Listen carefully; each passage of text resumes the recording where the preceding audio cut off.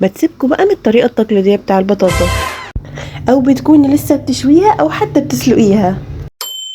تعالي هقولك ازاي هنعمل اسرع واحلى والذ حلو من غير فرن، من غير فرهدة كتير في المطبخ، وكمان باسهل طريقة زي ما متعودين دايما. ايوه بقى، ما احنا اللي دلعنا البطاطا. بصوا الجمال والحلاوة، حد يصدق ان دي بطاطا؟ ما تيجوا يلا اقولكوا عملتها ازاي. بصوا بقى، كل كمية الحلوة اللي احنا عملناها دي معمولة من 4 بطاطات بس. حوالي كيلو من البطاطا، قشرته كويس قوي ونضفته وفي مية على النار وسلقته. وطبعا مفيش اسهل من كده.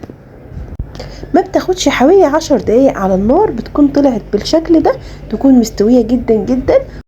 وبالشوكة بقى هرستها كويس علشان تساعدني لما احطها في الخلاط. هرستها كده جدا جدا بقى من غير اي اضافات.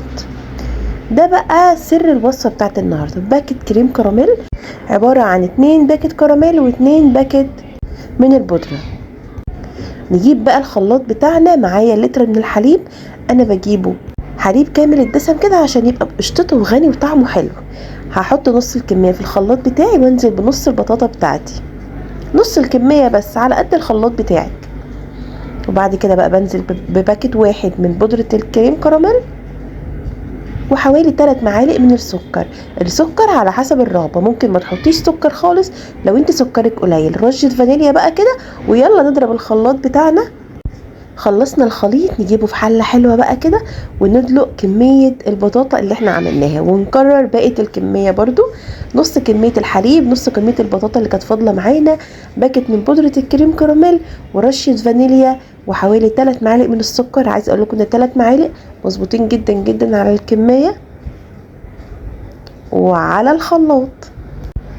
سهلة وبسيطة وسريعة. رشة الفانيليا السائلة دي ريحتها خطيرة. بصوا بقى، هدلق الكمية دي على الكمية اللي فاتت، وهاخدهم واحطهم على البوتاجاز. مش قلتلكوا وصفة مفيش اسهل منها؟ حوالي ربع ساعة على البوتاجاز كده لحد ما تغلي غلوة واحدة بس.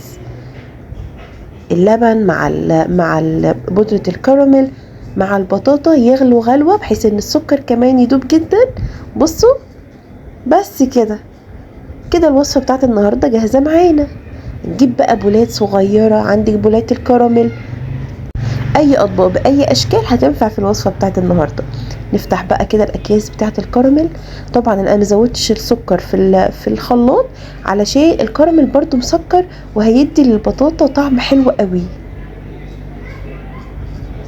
حطيت بس كمية صغيرة كده في الطبق بتاعي، وهبدأ اصب عليها من الخليط اللي احنا لسه عاملينه. ما شاء الله اللهم بارك، 4 بطاطات عملوا لي كل الكمية دي. طبعا لو عايزة تضاعفي الكمية تعملي كمية اكبر، ضعفي الكمية كلها وما تقلقيش، بيربط وبيبقى تحفة.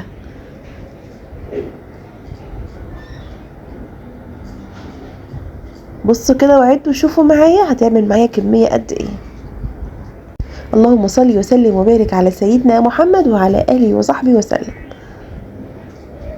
والله انا من هنا احب اشكر مخترع الوصفة دي. وطبعا بقى دلوقتي عارفين الاطباق دي هتروح على فين؟ على التلاجة، مش اقل من نص ساعة لحد ما الاقيها ربطت كده وبدأت تفك من الاطباق. من الحواف قدامي كده هتبقى واضحة قوي ان هي ربطت معايا. انا سبتها بالظبط حوالي نص ساعة وده شكلها. لو عجبتكم بقى ما تنسوش اللايك الجميل. بصوا ناعمة ازاي، ناعمة ودايبة دوبان. بصوا ناعمة جدا جدا جدا. لما هتجربوها وتدوقوها والله العظيم هتدعولي. وصفة ب1,000,000 جنيه، سريعة وسهلة وكمان مغذية. لو عجبتكم وصفة النهاردة ما تنسوش تكتبوا لي رأيكم في الكومنتات تحت، وإلى اللقاء في وصفات تانية كتير.